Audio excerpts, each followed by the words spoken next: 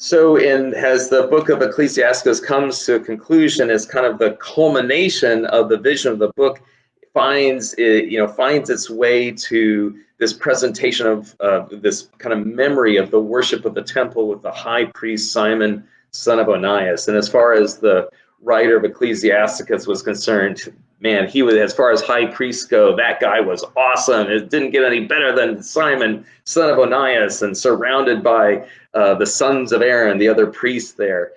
Boy, that was just gorgeous. It was just amazing. And so we'll give him credit for that. But as followers of Jesus, we celebrated Jesus, who is himself our great high priest.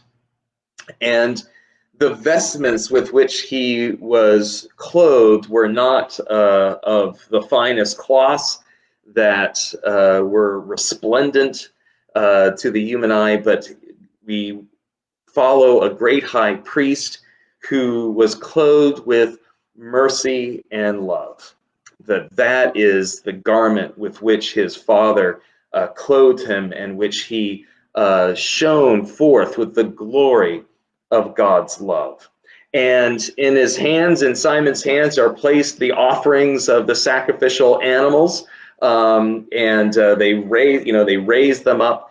And as our high priest, Jesus receives our offering of ourselves, our own hearts, up to God, and lifts them up. And when God's people give God themselves, when God's people lay themselves on the altar of the cross, then in which the drink offering, the blood offering is poured out, the wine is poured out at the foot of the altar, and we see in this a symbol of the cross upon which Jesus offered himself and poured out his own blood for the life of the world. And when we approach the foot of the cross, when we approach God's forgiveness and his mercy and offer ourselves to him there, that is when, in a sense, we find our most glorious destiny realized. That all of humanity, and it is the image of Ecclesiasticus is all the people of Jerusalem, which symbolize,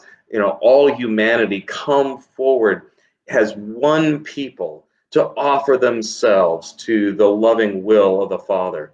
This is our vision of, in a sense, of perfect community, and what we are called to lean into.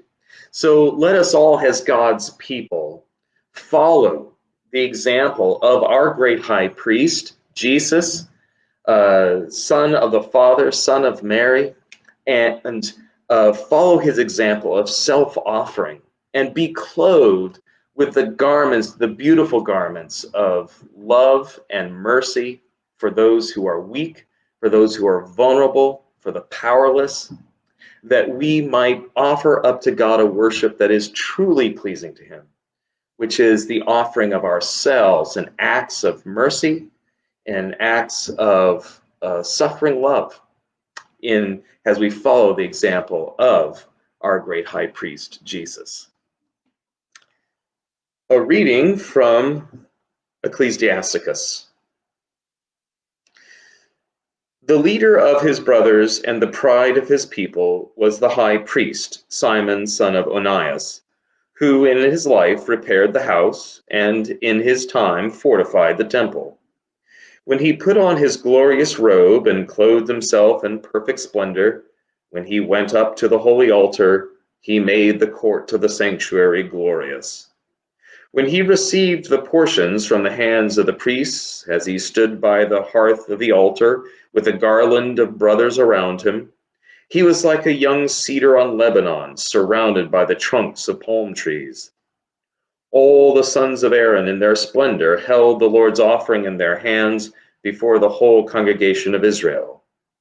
Finishing the service at the altars and arranging the offering to the Most High, the Almighty, he held out his hand for the cup and poured a drink offering of the blood of the grape. He poured it out at the foot of the altar, a pleasing odor to the Most High, the King of all. Then the sons of Aaron shouted. They blew their trumpets of hammered metal. They sounded a mighty fanfare as a reminder before the Most High. Then all the people together quickly fell to the ground on their faces to worship their Lord, the Almighty God Most High. Then the singers praised him with their voices in sweet and full-toned melody. And the people of the Lord Most High offered their prayers before the Merciful One until the order of worship of the Lord was ended, and they completed his ritual. Then Simon came down and raised his hands over the whole congregation of Israelites, to pronounce the blessing of the Lord with his lips, and to glory in his name. And they bowed down and worshiped a second time, to receive the blessing from the Most High. And now bless the God of all, who everywhere works great wonders, who fosters our growth from birth, and deals with us according to his mercy. May he give us gladness of heart, and may there be peace in our days in Israel, as in the days of old. May he entrust to us his mercy, and may he deliver us in our days.